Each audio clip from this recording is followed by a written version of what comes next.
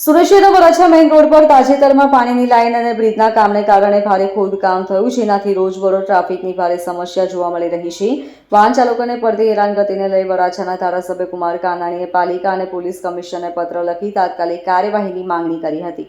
આ પત્ર બાદ તંત્ર હરકતમાં આવ્યું અને હવે વરાછા મેઇન રોડ પર ટ્રાફિક પોલીસ ગોઠવી દેવામાં આવી છે. પોલીસને ટ્રાફિક વ્યવસ્થા કડક બનાવવા સૂચના આપવામાં આવી છે. સાથે સુરત ટ્રાફિક પોલીસે સુરત રેલવે સ્ટેશન જવા માટે વૈકલ્પિક વ્યવસ્થા કરી છે. વરાછા વિસ્તારમાં હાલ મહાનગરપાલિકા દ્વારા પાણીની લાઇનનું અને SITCO કંપની દ્વારા બ્રિજનું કામ ચાલી રહ્યું છે. આ કામોને કારણે સ્ટેશન તરફ જતો મુખ્ય રોડ બંધ કરી દેવામાં આવ્યો છે. ખોદકામને કારણે રસ્તાઓ પર ભારે અવ્યવસ્થા સર્જાય છે, જેના કારણે લોકો ઓલ્ટરનેટિવ રસ્તાઓ શોધવા મજબૂર બન્યા છે. વધતા ટ્રાફિકને કારણે દરરોજ ઓફિસ જતા કર્મચારીઓ, વિદ્યાર્થીઓ અને સ્થાનિક રહેવાસીઓને ભારે મુશ્કેલીનો સામનો કરવો પડી રહ્યો હતો. વાહનોને અવરજવર માટે પૂરતા માર્ગો ન મળતા વિકલ્પ તરીકે રોંગ સાઇડ ડ્રાઇવિંગ અને ટ્રાફિક જામ જેવી સમસ્યાઓ વધી ગઈ છે. તંત્રએ ધારાસભ્યના પત્રને ગંભીરતાથી લઈને તાત્કાલિક વરાછા મેઇન રોડ પર ટ્રાફિક પોલીસ વ્યવસ્થા કરી છે. ટ્રાફિક શાખાના ACP AM પરમારે જણાવ્યું હતું કે વરાછા મેઇન રોડ પર SITCO બ્રિજ અને પાલિકાના કામો ચાલી રહ્યા છે, જેના કારણે રોડ બંધ છે. આ મુદ્દે ટ્રાફિક સમસ્યા ઉકેલવા પોલીસ વ્યવસ્થા ગોઠવાઈ છે.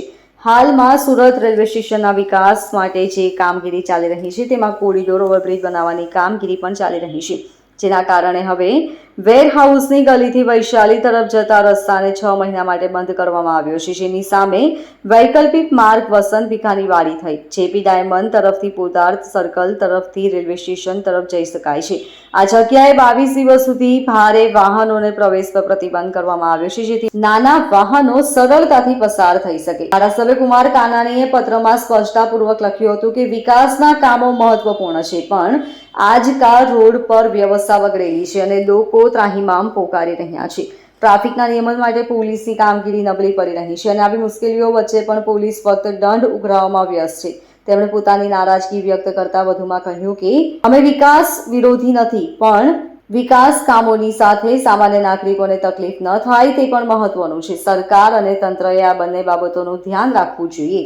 સુરત રેલવે સ્ટેશનના ડેવલપમેન્ટના ભાગરૂપે સિડકો તરફથી જે કોરિડોર ઓવરબ્રિજ બાંધવાની કામગીરી ચાલુ છે, તેના માટે અત્યારે અહીંયા વેરહાઉસની ગલીથી વૈશાલી સર્કલ સુધી જતો રોડ 6 માસ માટે બંધ કરવામાં આવેલો છે. એના બદલે વૈકલ્પિક રૂટ વસંત ભીખાની વાડી થઈ અને JB ડાયમંડ તરફથી પોદાર સર્કલ તરફ જવાનું છે રેલવે સ્ટેશન જવા માટે. અને આ જગ્યાએ રાતના 22 દિવસ સુધી ભારે વાહનો પણ બંધ કરવામાં આવેલા છે, જેથી કરી અને જે નાના વ્હીકલો છે એને સરળતાથી ટ્રાફિક થઈ શકે. Bureau report LK star news, Surat.